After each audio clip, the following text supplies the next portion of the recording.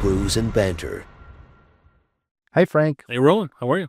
I'm excited. How are you? I'm doing well, and I'm excited as well. We've got an interview today, a special interview for us. Yeah, I've been looking forward to this one. This is Peter Fox he was with ESPN as the founding executive producer Of ESPN. with ESPN in 1978.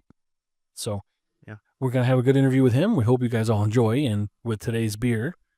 Yeah, we're going to be drinking Big Ditch Miles on the 90 IPA. This is 7% ABV.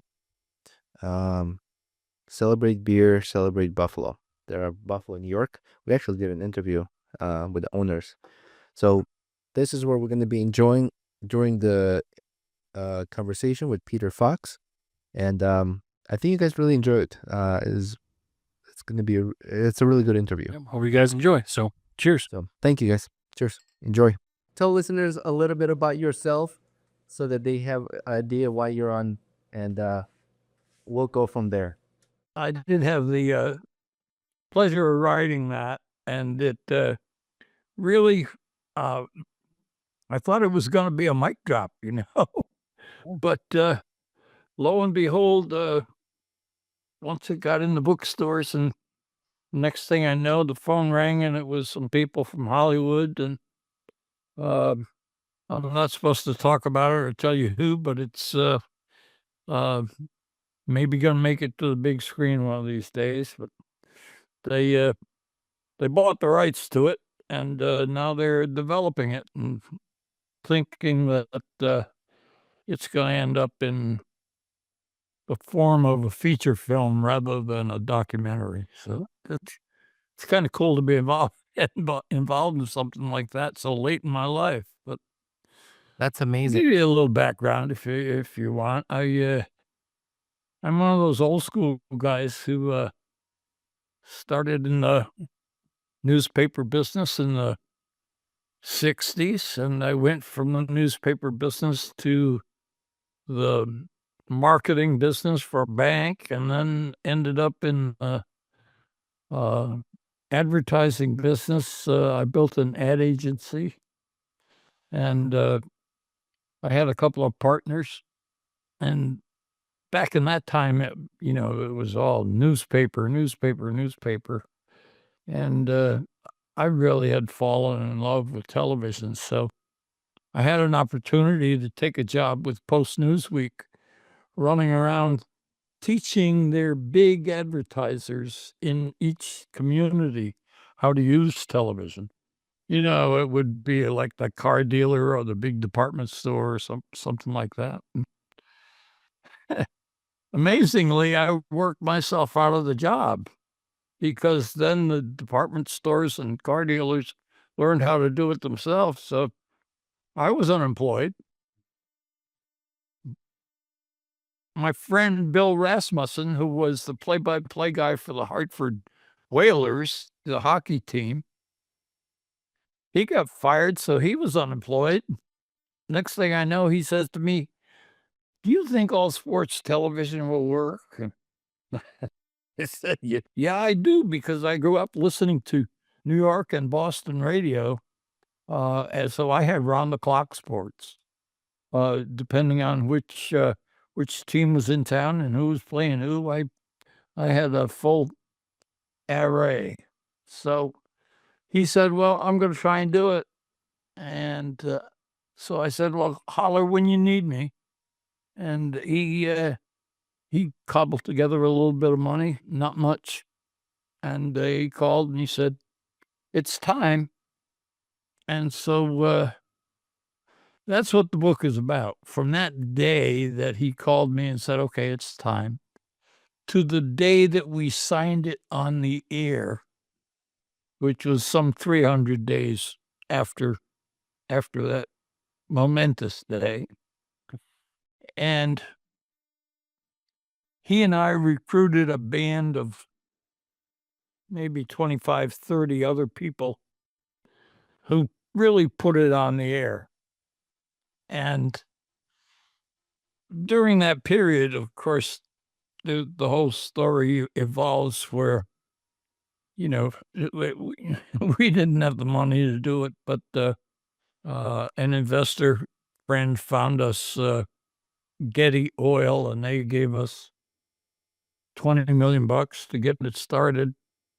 And so we were in over our heads, and Getty knew it, but they had the vision to go to New York, and they hired, almost like they stole, the CEO of NBC Sports and his production vice president, and brought him up to Bristol, Connecticut. And when they did that, those 25 or 30 people that were good friends of mine all kind of got the elbow, because the New York folks brought their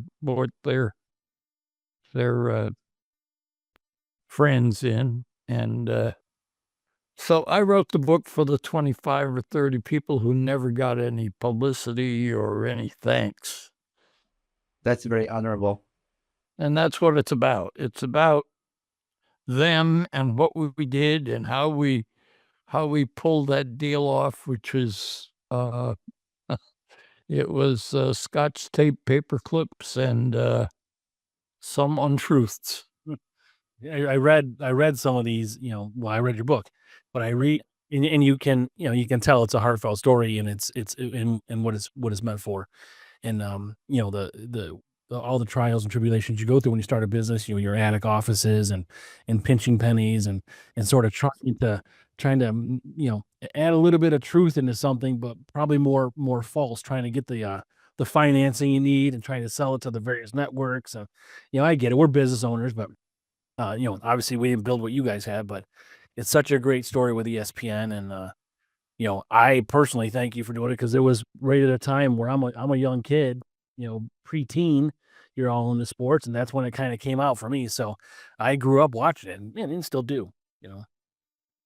Yeah, it was. It was right. It was one of those things: right place, right time. Although, as I say to my kids, fellas, there's a way to increase the odds of being in the right place at the right time. And that's get off your butts and go to a lot of places a lot of times. Absolutely. And Bill and I were like that. We were very active, and he'd gotten up and dusted himself off a couple times, and so had I. And that's kind of a so what, what's next? Okay, bring on the next problem.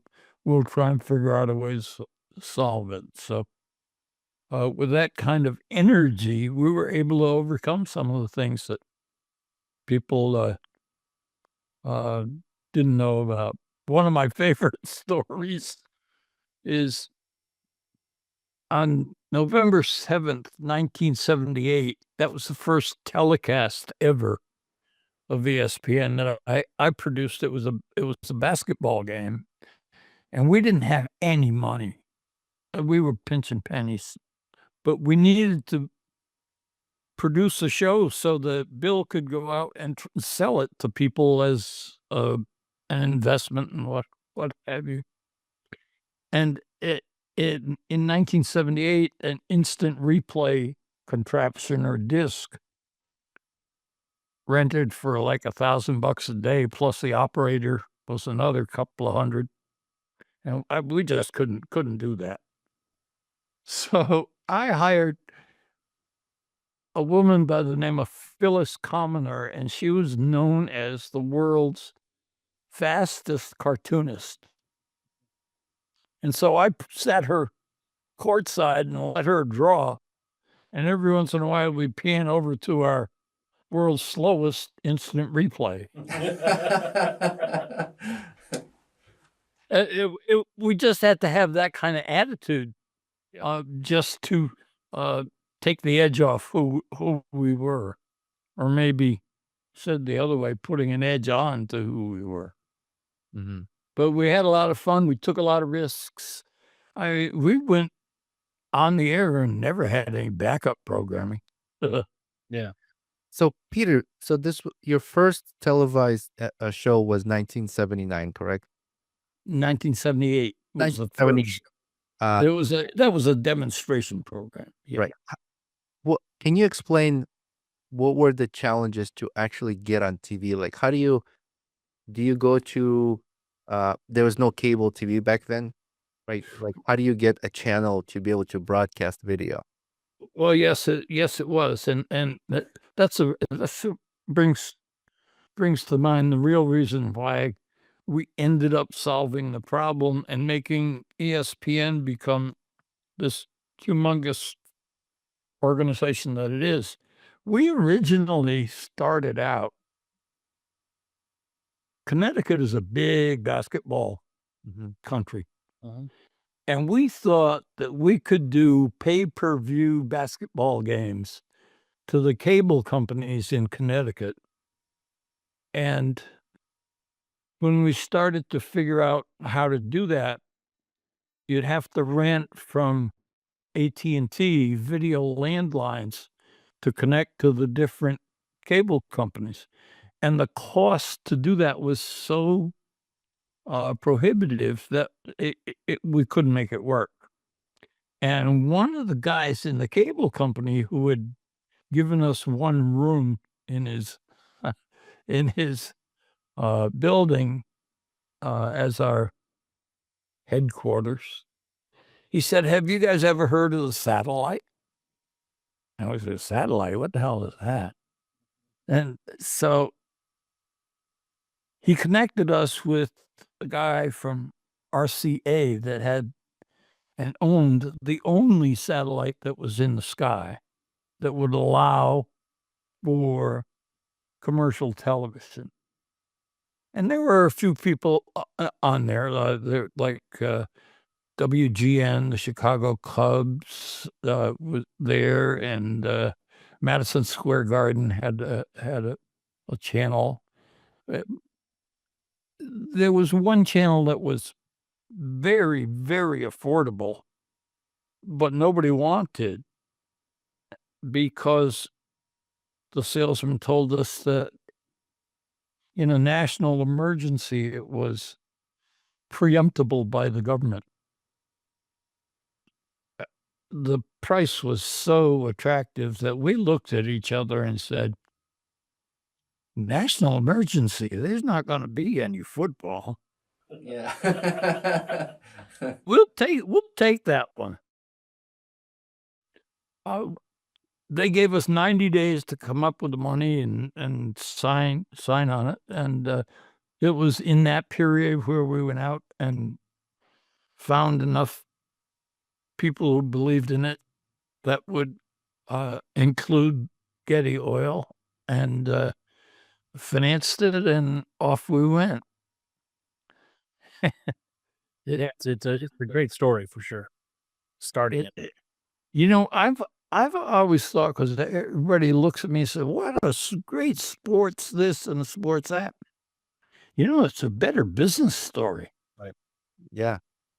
I mean, If you stop and think about who we were and what we did, the other people that were up there were just like local television stations that found a way to send their signal to their Chicago Cub fan base, right? But we created a vertical network in one category that became instantly successful. And think about who followed. CNN News, MTV Music, the History Channel, the Golf Channel, the Tennis Channel, and it's all a very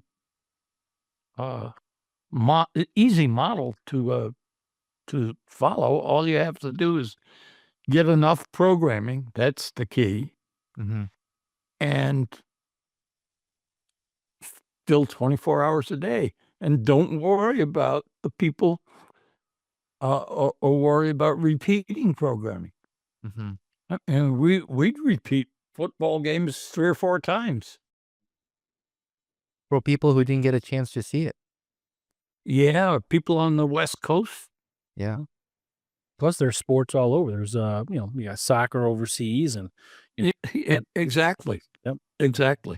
and you guys nailed it with a bunch of these sort of anchors that were super personalities. Tom Mees. I'm not sure, he wasn't around he was already started, but Yes. when he had you know when he wasn't with ESPN, but Chris Berman, all these guys. So and I know Tom Mees had an accident. I just don't know what year that was. Yeah. That was in the early 80s, I want to say. Early 70s. We didn't exist. Yeah. That's an old guy talking. How long till you guys got your own location built? Say that one more time. How long was it from the first show to the day you guys were able to build your own location? Well, it's very interesting that, that 300 days that we talk about. In that, I guess we got the deal with Getty Oil maybe about 150 days in. And then we were able to pull the trigger on buying the land. And we had an architect starting to draw stuff up and build the building. And when Rasmussen, Bill, he was the ultimate salesman. He went out and he promised to all the big people that if they signed on with us, we'd be on the air for the college football season, and we'd sign on September 7th, 1979. Mm-hmm. Well, our building was not finished. So the only way we could live up to the promise that we made to the industry was we had to rent a remote truck. The Sports Center studio that you're looking at, my background, that was built, but it was wrapped in tarp. Mm-hmm. And the truck was parked outside. And so that's where the control room was. We had the soon-to-be control room, where we had VIPs watching that launch program. But over time, two things would happen.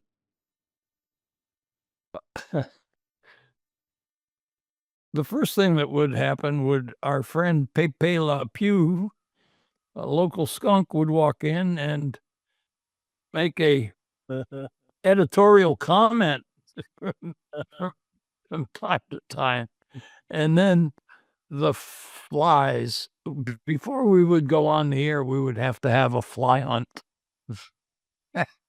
And we would, we just did it. And that went on for like 6 weeks before we actually got the studio fully running.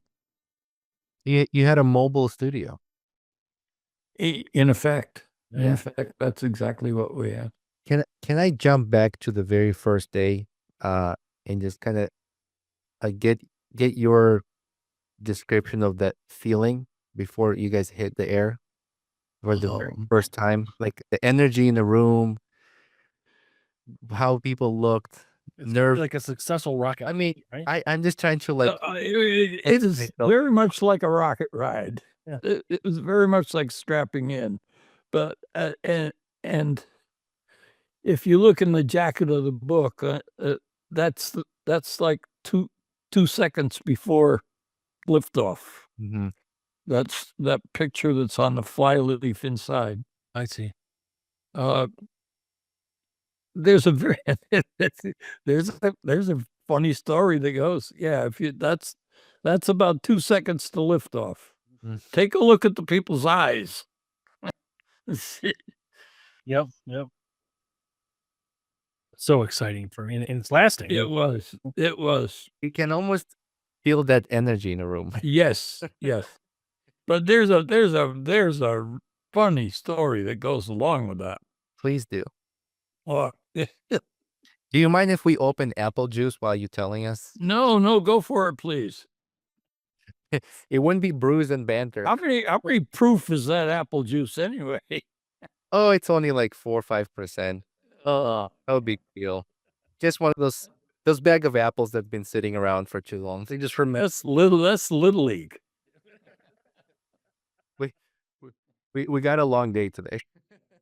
Yeah. So here we go with that story. Let's go. One of the great things that we did was we got Budweiser to sign a $5 million contract.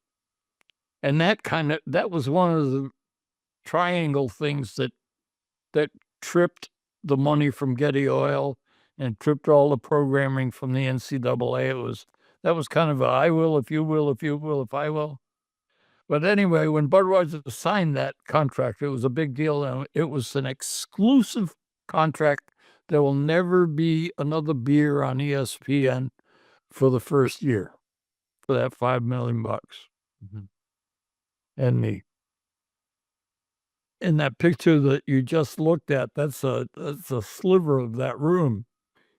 Inside that room are executives from Budweiser and their advertising agency, and it's going to be a big thing. Then we're going to go have this huge party. Well, one of the things that we did was we had this launch program, and then we had what has come to be known as Sports Center, which you're kind of looking at in the background of where I'm talking. But then we switched to our first live event, and it's the championship game of the Professional Slow Pitch World Series between the Milwaukee Schlitz, which they and the pitcher is on the mound, and the production guy zooms in to the pitcher, gets the close up of the Schlitz logo, and I thought the sales guys were going to jump out of their suits. Budweiser was they were okay with it. They understood that live sports are live sports, But it was just one of those stories that continues to echo through my mind anyway. That's funny. So tell me, how did you guys get started? I kind of like to hear your story. Well, Frank, my wife, and his wife went to high school together, and I'm the outsider. I still don't even know who he is.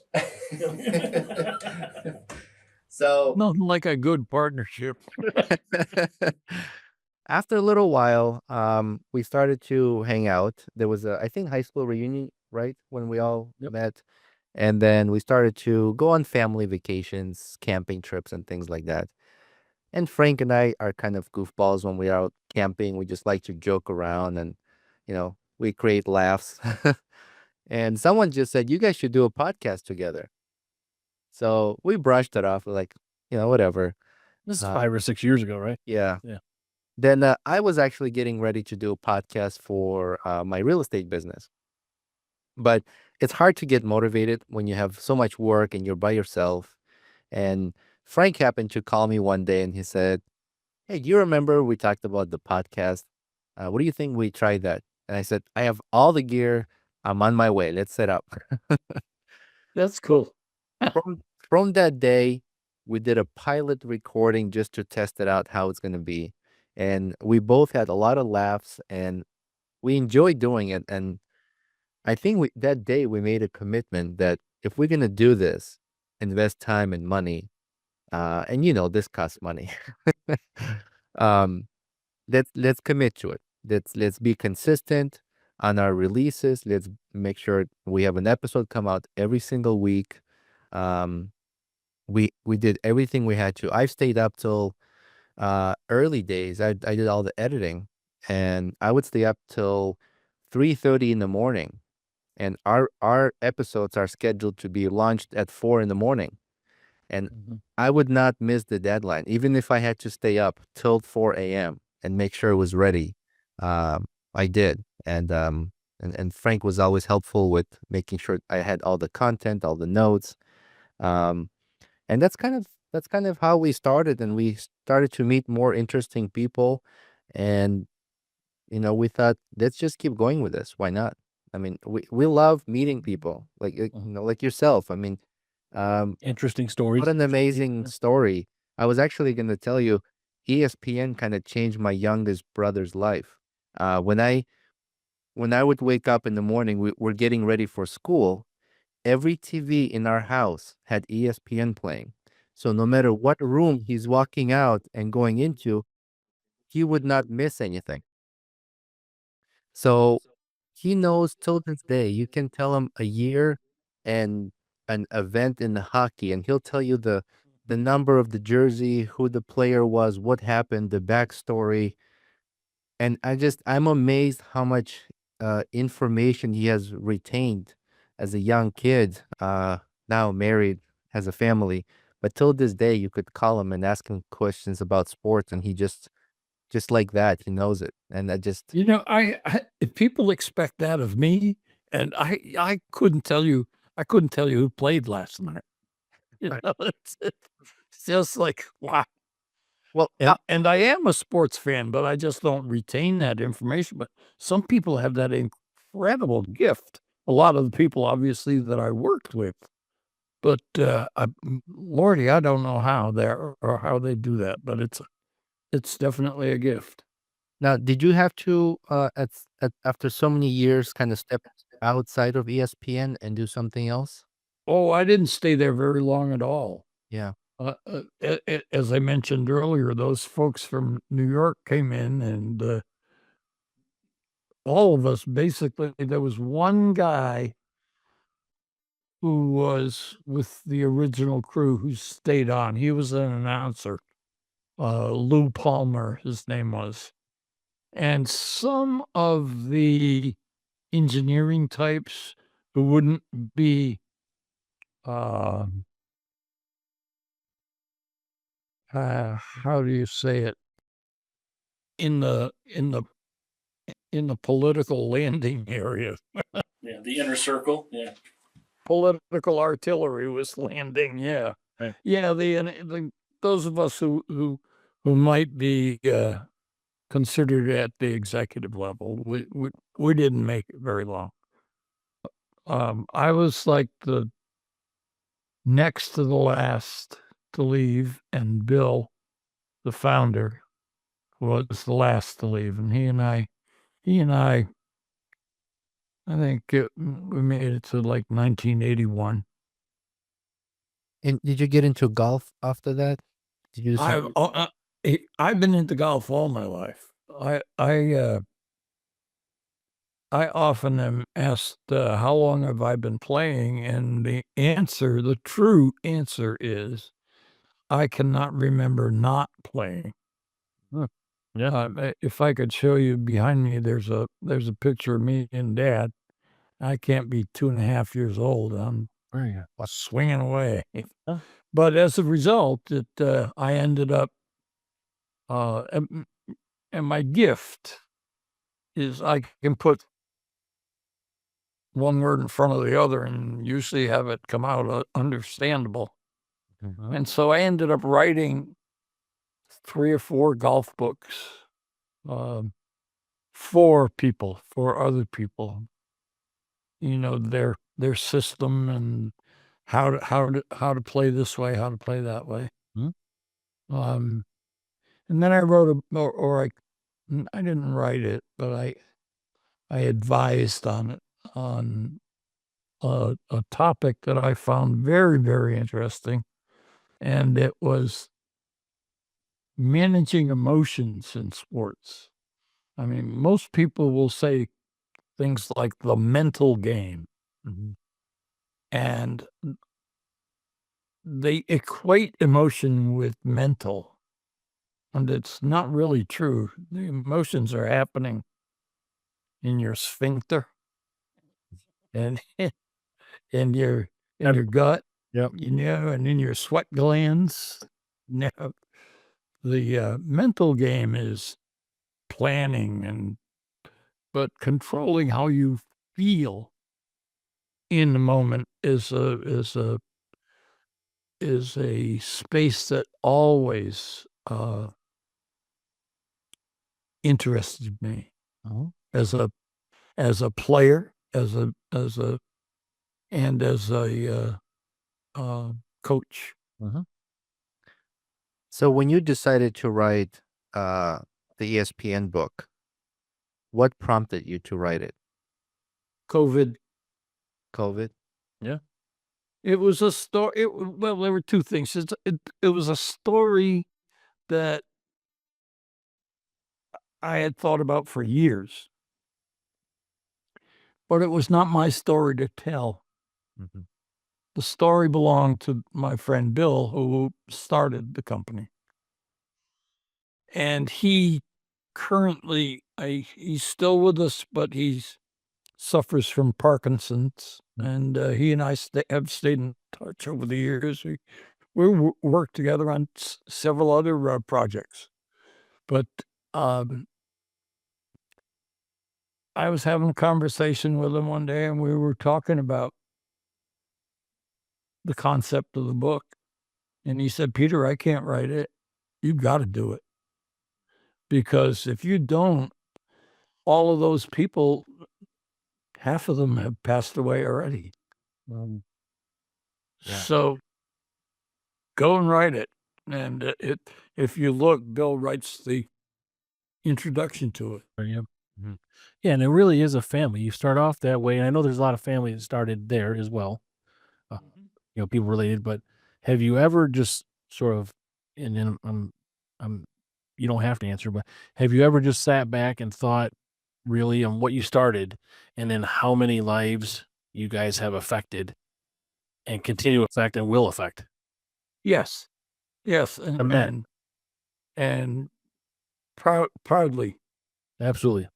Now, I will tell you that not 2 weeks ago, my wife and I went up to Connecticut from our Chapel Hill, North Carolina home and attended the 45th reunion of the ESPN employees. There were of the early employees. There were about 500 of us who gathered in Broome, and it was just, there were tears and there were hugs and it was just this incredible feeling, and the warmth that emanated from people who I never knew, Right. Mhm.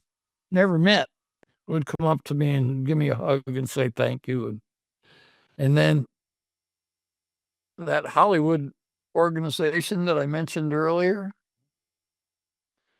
the next day they recruited myself and Mary Walton, who you can see on camera 2 behind me, and Bill Shanahan, who's the floor manager, I see. Yeah. and a couple other people who were there at the very, very beginning, and brought us together in a room and did a 3-camera shoot of just us telling stories to each other. It was supposed to go for an hour. We ended up going about 2.5 hours. It was awesome. An hour is not enough.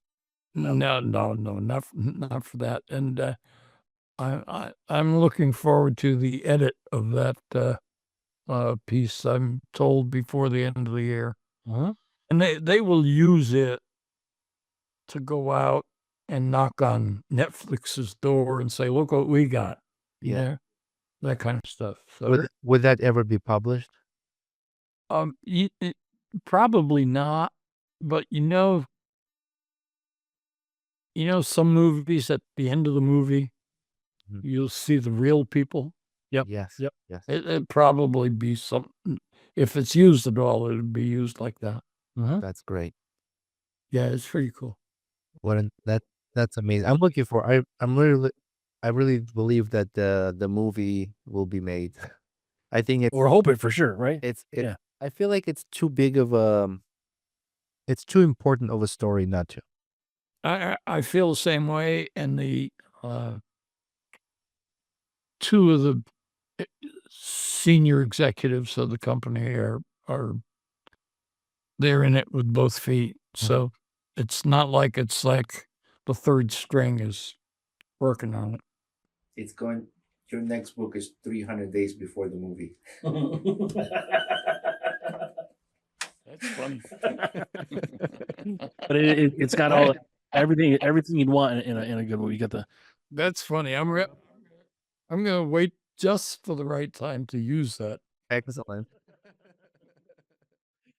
So, when you wrote this book, when you and I first communicated, you were on a book tour. Yeah. How long was the book tour? Oh, not very long. Not very long. It's a couple of media things down here in the Carolinas and a couple up in Connecticut. Mm-hmm. But publishing, hardcover publishing is not like it used to be. Unless my name is Michelle Obama or something like that. No, they're not gonna put a lot of money behind a media tour. Where they put their money promoting it is in selling at wholesale to Amazon and the big bookstores. Because I'll ask them, I'll say, hey, I've got such and such a opportunity. Do you guys want to have a signing session or anything like that? And they said, no, if you want to do it, do it yourself. yeah. Well, But after they did tell me that the book is selling better than the average hardcover book nowadays. oh, that's good to hear. I don't know what that means. I haven't seen. They paid me in advance. Yeah. That has to be worked off against sales. So I haven't seen any extra dollars. So we'll see what happens there. Well, But hopefully we can also spread the word, and we're gonna be posting different social medias, and it'll be some scheduled recordings as well, outside of that'd be great. podcast. Yeah, Mhm. there's not just audio podcast; it's also video. So, Good. Yep. it kind of people get to watch you as well. But Well, that'd be great. Now, where will I be able to see the link, or can you send me a hard link so I can edit and put it into my sizzle reel? yeah, so once our editor is complete with the work, we can send you the edited version, and you can. Excellent. Yeah, and then you can decide to chop it up onto different lengths and post it on your social media, and Yeah. That'd be great. you're free to do what you want with it. We enjoy these times when we meet great people and have great conversations. We learn things from every conversation we have with people. Well, yeah, this is nice. I like it because it's low key and it's mellow. Absolutely, we want people to be relaxed, have fun, say whatever you want to say. There's no restriction. And nothing scripted, and Yeah, we don't script it. I feel like any genuine good person we having conversation with, it would be easy. Yeah. Um, it's not nerve wracking, or at the beginning for us it was, but we've come to learn that people are just amazing when they want to tell stories. They want to share things with you. And it's you never know what story someone has. It's always different. It's not like a predictable uh flick you see on TV, like some Hallmark movie, like, oh, I already know how that's gonna end. There's twists. We had people who, just got emotional because we just brought something up, and sometimes they'll say, hey, thanks for mentioning that. I kind of put it in the back of my head and forgot about it, but it's nice to remember those things. So yeah, it's people are great, and I think conversations need to happen more often. Stories like yours are amazing, and I'm looking forward to the movie. And after the movie, the production. the publishing company will be knocking on your door, be like, when you're writing the next book. Yeah. Can we go paperback? You may have to talk about Belichick then, because now he's a Oh boy, it's funny. I have been a Belichick fan forever since, I followed him so closely when he was with the Giants, and I took it on the chin a lot because some of the stuff that he would pull, people would not feel good about, but I love them, and now he's here, and it's like I'm reading that he's he, he's going to overpower the basketball program and suck all the money out of one of the greatest basketball programs in the country ever. I say that with a caveat that I am a huge UConn fan, sure. Mhm. but uh, I when I'm here, I'll remind the basketball fans here that claim that because it's Duke and Right. University of North Carolina and NC State, that it's Triangle should be the basketball capital of the world. And I would say to them, it might be the other basketball capital of the world, but the University of Connecticut and their women's program Right. and their men's program, in the shadow of where basketball was born, is truly the basketball capital of the world. Brianna Stewart we're in Syracuse, New York. That's where she's from. Yes, Yep. So, she's one of the best players in the league now. no doubt about it. I tell you what, if you want to follow any women's basketball, you follow the Connecticut freshman whose name is Sarah Strong. Mhm. And you will see, if she's not the best player, she's the second best player, but she's the only freshman. Freshman, right? Yep. And she's just amazing. Mm-hmm. And she's from Durham.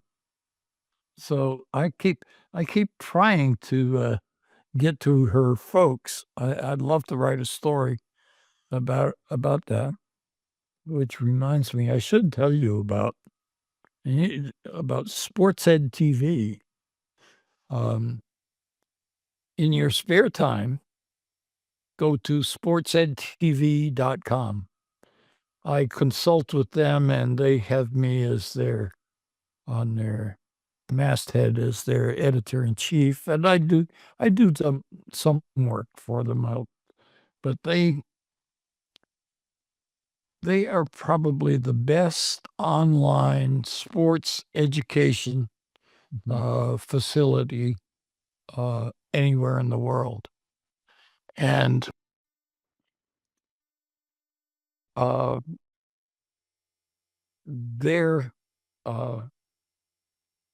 they position themselves as the ESPN of sports instruction. I've not heard of it. I'm interested. Interesting. Yeah. Yeah, they are excellent. Their production is excellent. They are strong in many sports: basketball, pickleball, tennis, taekwondo. They have instruction up and down, both in video and blogs. So it's a good company, and I look for them to do some serious growth in the near future. I'm definitely gonna check it out. Absolutely. Peter, I want to get your take on something. So, what's your thought on college students getting paid right now in NCAA sports? Oh boy, that's a hard one. I just been thinking about it, and when I knew we are gonna have an interview, why don't you get your take on that? Well, I don't think it's played itself out yet. I do think I believe that those athletes were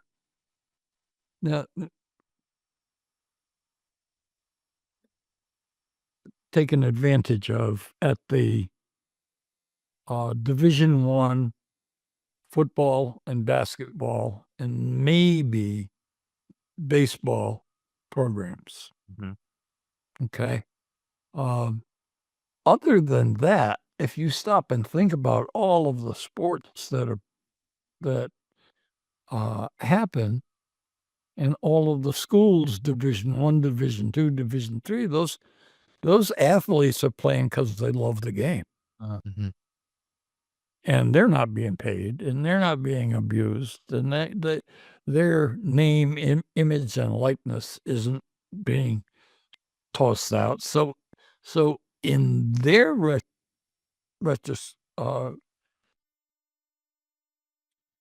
position, I think nil is good. Mhm. Right. Okay. For instance, I'm a great volleyball player for a Division II team, and I've got 1,000 followers on Instagram. Mhm. I can go to the local pizza guy and say, listen, I can drive my 1,000 people to you. Maybe 100 of them will buy a pizza. Can we have a promotion? Mhm. So there's an opportunity for them to supplement their income. Certainly not. But now you take a look at what's happening at. I read this morning that Nike signed a 16-year-old high school kid to a nil deal. Right. Right. Uh, does he deserve it? The athlete in me says yes, Yeah. because I worked hard to do this, and I know I'm going to be exploited by some organization because I'm that good. Mhm. So I ought to get my fair share. On the other hand, is it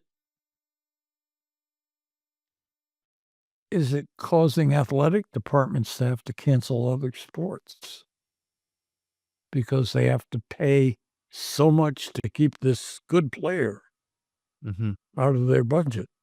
Is it coming out of a thing called, are you familiar with sports collectives and Mhm. what they are? No.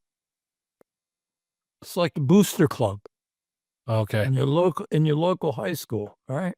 Mm. But the booster club is a gazillionaire who says to the sports kid who's coming out of high school, yeah, I'll give you $1 million if you'll go to Duke. Yep. Mhm. I don't feel good about that. Yeah. Well, there's a lot of layers here. I mean, I agree. I mean, I don't know why they can't tier some sort of system based on, say they're going to sign the 16-year-old for $1 million or $10 million, whatever it's going to be. You know, uh, in some cases, this money's just blown right away. Pissed away. Really. You see these athletes or anybody that is, they retire at the end of their career and they're out of money. I don't really know how that could happen because it is a strain on the institution and even the individual getting paid. But even, what's more frustration for me also is this transfer portal. Yes. That really brings a lot of problems for me. Now you get me. Now you'll get me into the yes. I have a strong feeling about that. Yeah. Yeah, I don't like it. Yeah.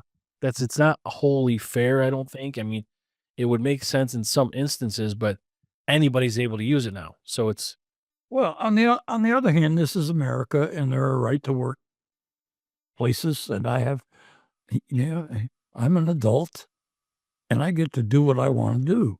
Mhm. Mhm. But as far as right to work, when you're a college athlete and say you're not getting paid, most of these people that are, I think, transferring probably in the transfer portal have some sort of NIL deal. But if it's Some kind of incentive, if yes. there's someone not getting paid though, then now they're not a worker. But you can Well, still transfer. Depends on what you define as compensation. Yeah, exactly. Yeah, I know it's in a lot of different forms, so that makes sense. Yeah, but I have that, and that's what Belichick is doing. I was reading this morning. So he signed 7 people out of the transfer portal this week. 6 yesterday.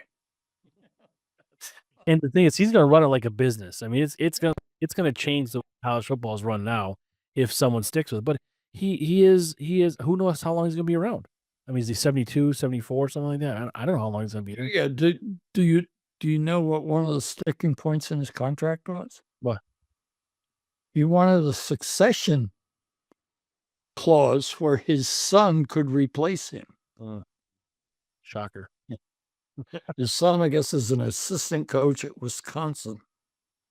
I see. Yeah, so he's going to build up this program that his son can take over, I suppose. There you go. I got it. My wonder was, is money diminishing the love of sport from these young athletes, or do they still go in with love for sport and money is just a bonus? Okay, I'll give you one. Money has ruining sports per se. Like gambling. That's part of it, and a big part. But money per se is ruining sports. And you know who's at fault? There's a lot of fault in the game. Who's Fans? You? Or ESPN? ESPN. Yeah. Stop and think about it. Yeah, but incidental for sure. That's never been something that they thought would happen. Oh no, they didn't think it would happen. But what they did is they drove television rights through the ceiling. And as the television rights went up, so did the salaries, and so the snowball. Right.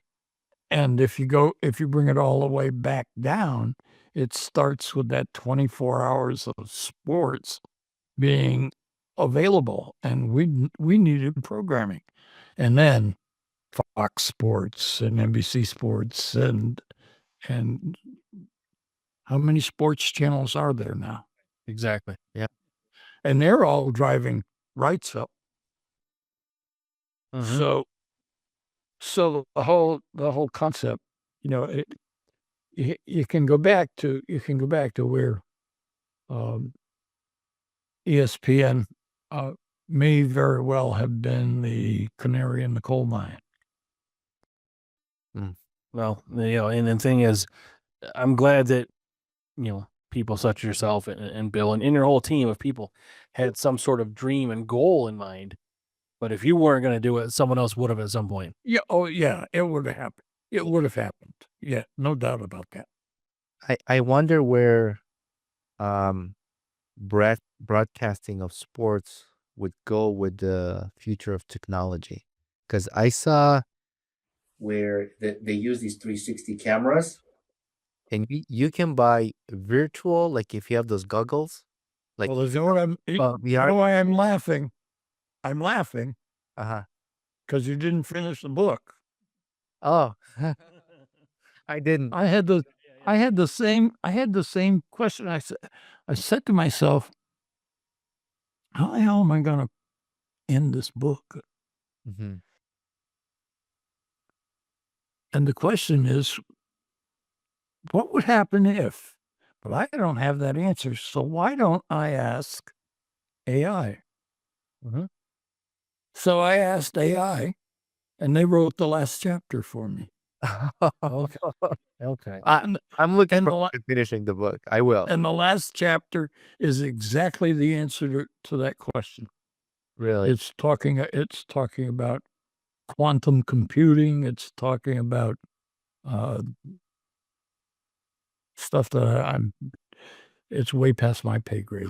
It's talking about AI stuff. quantum computing is just it's not even like the next level. It's many levels beyond that. Like Right. what quantum computing can accomplish, because the future is going to move into quantum physics, quantum mathematics, quantum computing. All the stuff in quantum realm is just going to be beyond like the next step. It's outside of that area. And where what I was talking about is you they were advertising where you could buy front row seats to like a basketball game, and you put these VR goggles on, so you're sitting at home buying a ticket to sit at that front. Right. Yep. There's actually some games you see those 360 cameras there. So when you move your head around, it's like as if you're sitting next to a celebrity or a player's right there in front of you. I wonder where that's gonna go next, because I remember seeing Formula One had these cameras where you could, as if you're sitting inside the Formula One. Yes. So I wonder where that the broadcasting of sports is gonna go in the future. Well, it certainly could be in game. You could be inside the game. Oh, like you're Even like a ref. You know, like a ref. people yelling at you, I swear. Yeah. I'm gonna do it here. I'm gonna have a virtual co-host. So Roman, I don't have to sit next to him. I'm gonna make sure you don't fall off the chair when someone throws a can at you and you try to duck it. Yeah, So it's interesting. would there be an audio version of your book? Not yet. But there's a plan? That'll be up to the publisher. They have those rights. Oh, I see. I was smart enough to keep the movie rights. Yeah. Peter, is there anything else you wanted to add before we wrap up? Oh, nothing other than a compliment that